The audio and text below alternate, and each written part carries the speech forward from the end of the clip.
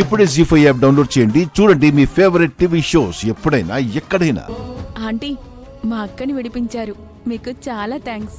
ఇదేంటి ఇంత ఓవరాక్షన్ చేస్తోంది? మీ బాలగారు వచ్చి మా అమ్మాయికి ఒక దుర్మార్గుడితో పెళ్ళవబోతుంటే అక్కడికొచ్చి ఆ పెళ్లిని ఆపి మా త్రిపురని కాపాడారు. అవును, వాడు పెద్ద బ్యాడ్ బాయ్.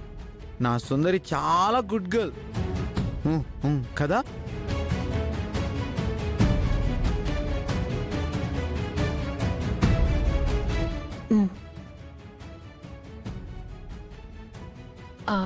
అమ్మ త్రిపుర, ఒక్క మాట నిన్నడగాలమ్మా.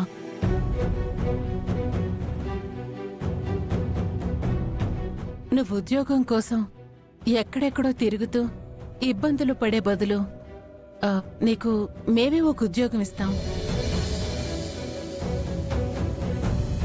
నీకు మంచి జీతం కూడా ఇస్తాం. కాకపోతే ఆ ఉద్యోగం మా కంపెనీలో కాదు, మా ఇంట్లో. మా బాలాకి కేర్ టేకర్ గా ఉండాలి. సుందరి, మా ఇంటికి వస్తావా ప్లీజ్? సుందరి, మా ఇంటికి రావా ప్లీజ్?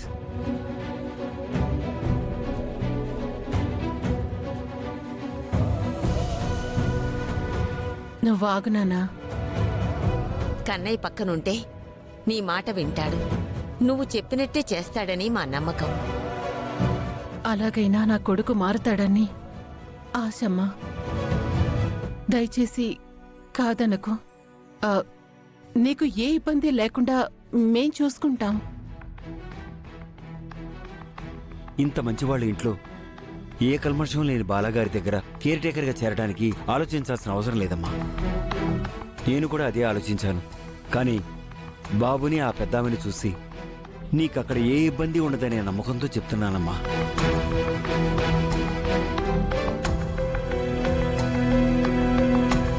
సరే బామ్మగారు, బాలాగారి కేర్ టేకర్గా నేను వెళ్తాను. హే సుందరి, మా ఇంటికి వస్తుందంట. సుందరి, డైలీ వస్తావు కదా? మా కష్టాలను చూసి మా అమ్మాయికి మాకు చాలా పెద్ద సాయం చేస్తున్నారండి. మీ కష్టాల్ని చూసి కాదండి, త్రిపురని తన మంచితనాన్ని చూసి తనని వెతుక్కుంటూ వచ్చి తనకి ఉద్యోగం ఇస్తున్నాం. మేం బయలుదేరా. బామ్మగారు, నన్ను ఆశీర్వదించండి. దీర్ఘాయుష్మాన్ భవ.